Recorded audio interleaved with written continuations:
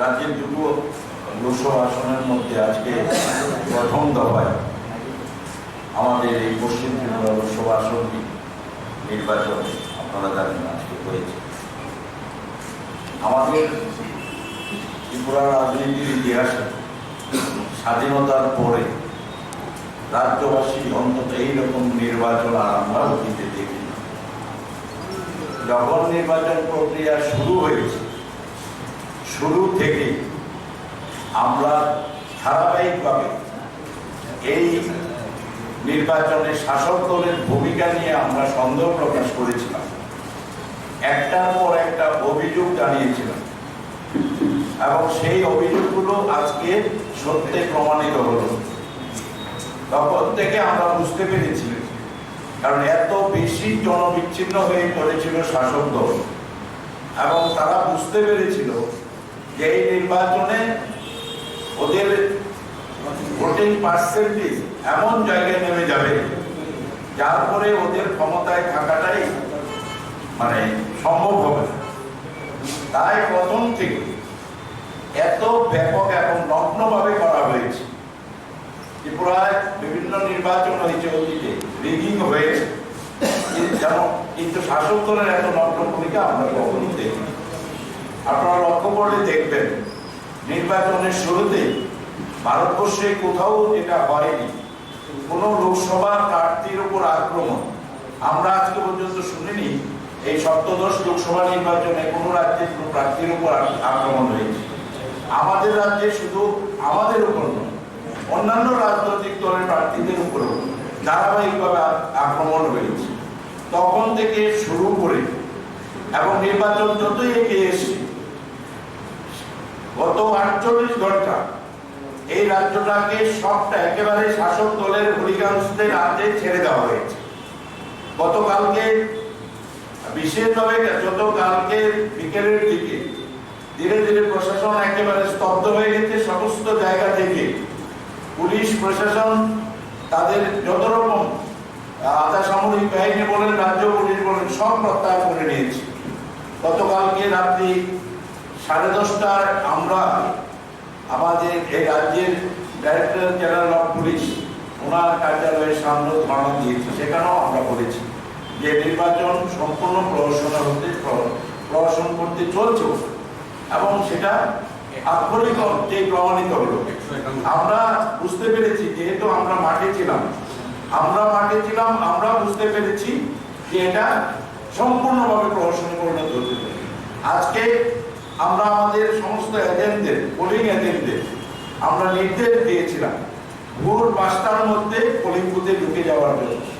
5টায় ঢোকার সময় শুরু হয়েছে সংঘর্ষ এবং কিছুতেই ওরা পোলিং এজেন্ট ঢুকতে দেবে না। যেখানে যেখানে পোলিং এজেন্ট ঢুকেছে সেখানে পোলিং এজেন্টকে প্রিসাইডিং অফিসারের সামনে প্রচন্ড মারধর করে বের করে দেওয়া হয়েছে।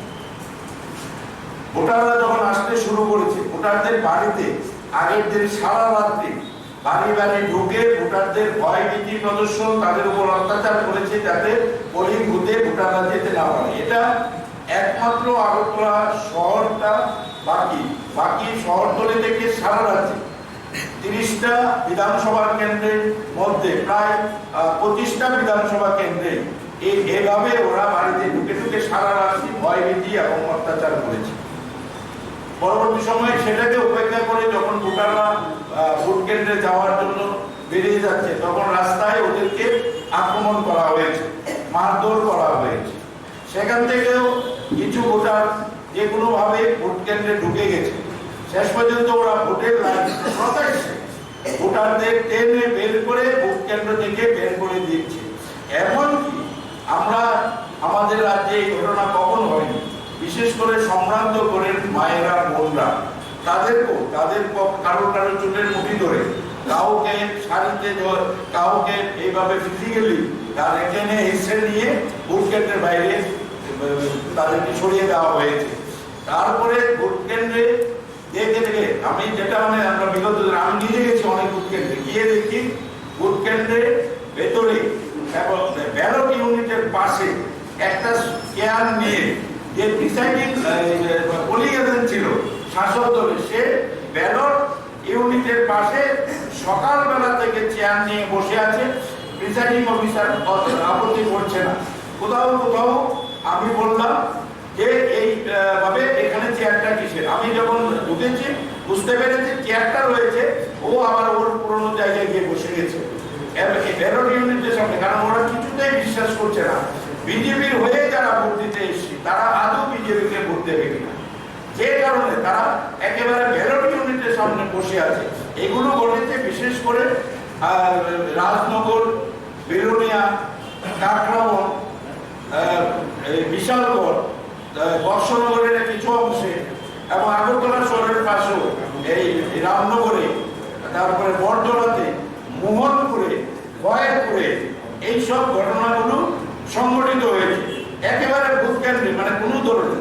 আমরা বারবার বলেছি যে সেন্সিটিভ বুথ এগুলো আমরা আইডেন্টিফাই করে দিয়েছি।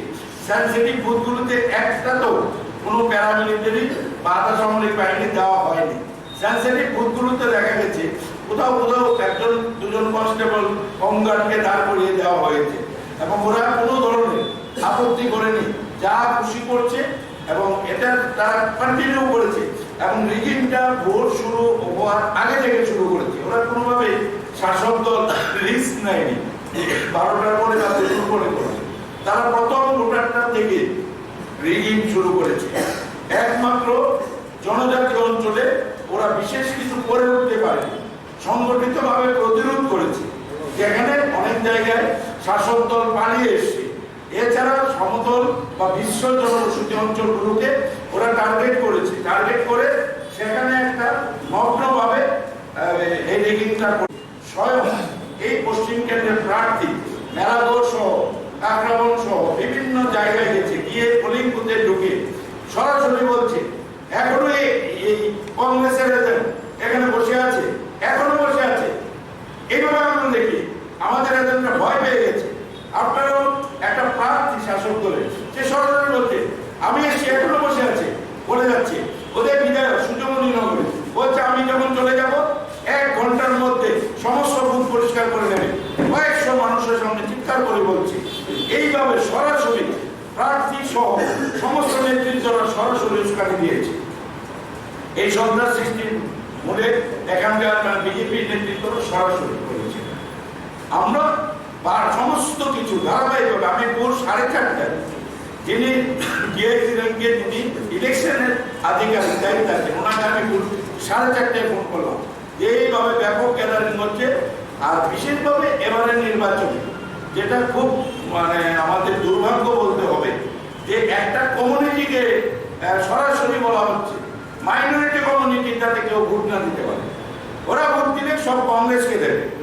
মাইনরিটি কমিউনিটি এটা একদম মানে এমন ভাবে করেছে যেটা আমাদের জন্য শুধু ভোটে নয়, আগামী দিনের এই রাজ্যে মানে এমন একটা অস্থির পরিবেশ এবং একটা সাম্প্রদায়িক পরিবেশ সৃষ্টি করা, এটা একটা কনস্পিরেসি এই ধরনের।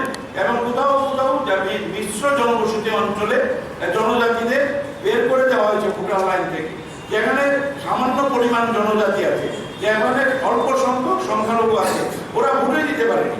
সূর্যমণিনগরে যারা সংখ্যালঘু আছে, গয়েরপুরে যারা সংখ্যালঘু আছে, তারা বা মজলিশপুরে যারা সংখ্যালঘু আছে, সংখ্যালঘু সম্প্রদায় যেখানে সংঘবদ্ধ বেশি সংখ্যক তারা কিছুটা ভোট দিতে পেরেছে।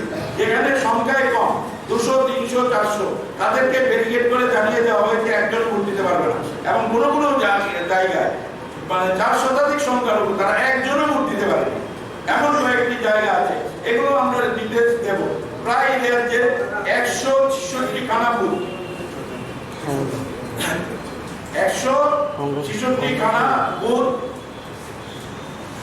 তারা রিগিং করেছে। সংখ্যাটা আমাদের একটু হেরফের হতে পারে, আমরা করে দেখবো, কারণ এখনো পুরোটা আমাদের কাছে আসেনি। এটাতে 1-2 কম বেশি হতে পারে, কিন্তু এই যে 150 শতাধিক এর উপর একদম সরাসরি আমাদের এভিডেন্স আছে। আরো যেটা করা হয়েছে, এই যে প্রার্থীর ভাই এখানে 11টা বুথের সিসি ক্যামেরা ভেঙে দিয়েছে। এই বর্ণালয় থেকে মানে প্রার্থীর বাড়ি থেকে যাত্রাপুর পর্যন্ত ওই জায়গাতে 11টা বুথের সিসি ক্যামেরা দুপুরবেলা গিয়ে 12টার সময় সমস্ত সিসি ক্যামেরা ভেঙে দিয়েছে, ভেঙে দিয়ে বা সিসি ক্যামেরা খুলে ফেলে দিয়েছে। দিয়ে বুথগুলো দখল করে নিয়েছে সিসি ক্যামেরা যাতে এগুলো না আসে। এবং কোথাও প্রিসাইডিং অফিসার কোথাও আপত্তি করেনি, কারণ কোথাও স্ট্যান্ড ছিল না পুলিশে। আমাদের নেতা নেত্রীদের ভোট দিতে গিয়েছে, তাদেরকেও আক্রমণ করেছে।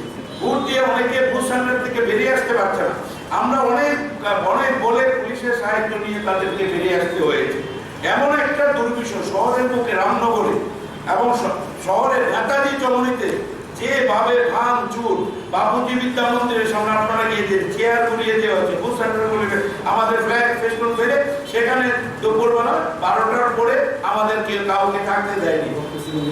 এবং ব্লক প্রেসিডেন্ট, আমাদের ব্লক প্রেসিডেন্ট বর্দুয়ালি, তাকে প্রচন্ড মেরেছে তখন সিনহা, এবং সেটা স্পেসিফিক কমপ্লেন আমরা করেছি। এরপরেও দেখা যাচ্ছে যে আমরা পুলিশ প্রশাসনের দ্বারস্থ হয়েছি এবং বারবার আমরা বলেছি সিওর ভূমিকা, এবং বারবার আমরা বলেছি এখানে পুলিশ প্রশাসনের ভূমিকা ওরা ধরেই নিয়েছে যে নির্বাচনের পর আমাদের কৈফিয়ত দিতে হবে মুখ্যমন্ত্রীকে, নির্বাচন কমিশনকে কৈফিয়ত দিতে হয় না। নির্বাচন কমিশন সম্পূর্ণ উদাসীন ছিল। এই পরিস্থিতিতে দাঁড়িয়ে একটা নির্বাচন হয়েছে, মেলা করে প্রার্থী বেরিয়ে সামান্য আমাদের 2-4 জন একটা বুথে বসা, সেখানে গিয়ে আমাদের লক্ষ্মী বর্মন বলে একটা মেয়েকে সেখানে মারার জন্য নিজে হাত তুলতে গেছে, নিজে মারতে গেছে। প্রার্থী এই পশ্চিম আসনের প্রার্থী নিজে মারতে গেছে, তুই এখানে কি করিস, তোকে মেরে হার করবে দিয়ে দেবো। সব জায়গায় পশ্চিম আসনের প্রার্থী এত নোংরা ভাবে, নোংরা ভাষায়, এই যে বিভিন্ন জায়গায় আমাদের যারা কার্যকর্তা ছিল, আমাদের কর্মকর্তা ছিল, কর্মী ছিল, তাদের সঙ্গে দুর্ব্যবহার করেছে এবং সমস্ত পরিবেশটাকে নষ্ট করার জন্য উস্কানি দিয়েছে। আমরা এগুলোর প্রতিকার চাই। তারপরেও দায়িত্ব নিয়ে বলছি, সারা রাজ্যে যারা ভোট দিয়েছে আমাদের জয় নিশ্চিত। আমরা এই আজকে এই বিজেপি এই রাজ্যে 10% ভোট পেত না, যতটাই পাবে তার সবটাই ম্যানিপুলেশন করে, রিগিং করে, প্রকাশ্য রিগিং করে এইভাবে ভোটারদের আর কোনোদিন কয়েক হাজার ভোট, এই সংখ্যাটা না হলেও কম পক্ষে 25 থেকে 30 হাজার ভোটার হবে যারা ভোট দেয়নি। এবং বেলা 2টোর পরে একেবারে বুথ সেন্টারে ঢুকে এবং প্রিসাইডিং অফিসাররা কোনো কাগজ দেখেনি ওর কোনো ভোট দেওয়ার রাইট আছে কিনা ওপেন করে দিয়েছে। তারপরেও আমরা বলছি, আমরা এসে জিজ্ঞেস করে এখন পর্যন্ত আমরা যা পেয়েছি আমরা খুব ভালো মার্জিনে জিততে চলছি, এবং এত কিছু করেও ওরা জিততে পারবে না। এই পরিস্থিতিতে আমরা দাঁড়িয়ে আছি। শুনেছেন যে ইলেকশন স্টার্ট হওয়ার পর থেকে কিভাবে প্রার্থী রাজনৈতিক থেকে বিভিন্ন জায়গাতে প্রশাসনিক আধিকারিকদেরকে ব্যবহার করেছেন, এবং সেগুলি আমি এখন নির্দিষ্ট সিনা আমাদের প্রার্থী সুবর্ণ করেছেন। কালকে রাতের থেকে রাজ্যের বিভিন্ন প্রান্তে কংগ্রেস সমর্থক বা বিজেপিকে ভোট দেবে না, যেখানে যে পরিবারকে সন্দেহ করেছে প্রতিটা বাড়িতে গিয়ে কালকে রাতের থেকে শাসানি ধমকানি মারধর করেছে কোনো কোনো ক্ষেত্রে। এবং কালকে রাতের থেকে সেগুলো যেটা বলেছিলেন বাধ্য হয়ে এমন একটা অবস্থা গিয়েছিল, কর্মীদেরকে রক্ষা করার জন্য ডিসি অফিসের সামনে ধর্ণায় বসেছেন, আশ্বস্ত করেছিলেন আজকে সেইগুলির ব্যবস্থা হবে। কিন্তু সকালবেলায় উঠে আমরা দেখলাম সম্পূর্ণ রকমের একটা প্রহসন, বিভিন্ন বুথের সামনে কংগ্রেসের যারা পুলিশে গিয়েছে কাউকে ধমক দিয়েছে, যারা ধমকে ভয় পায়নি তাদেরকে মারধর করেছে। যেমন বর্তমানে ব্লক প্রেসিডেন্ট